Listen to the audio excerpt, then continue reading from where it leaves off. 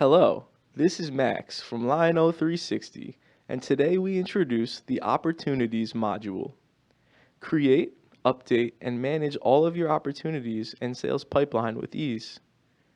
The Opportunities dashboard gives you an idea of how well your sales team is performing, where in the sales cycle might you be losing opportunities, and how to make decisions to avoid similar losses going forward.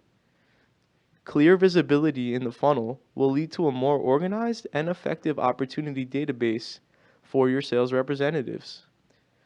Similarly to how the leads module was sorted by stages, opportunities have their own unique stages to represent the sales cycle.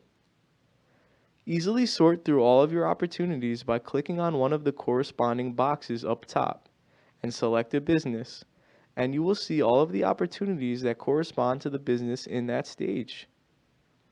All of the important details regarding this sales opportunity can be easily viewed, where you can edit, see opportunity details, and create comments and view communication made by previous reps, view activity history, and even add a task or set a reminder.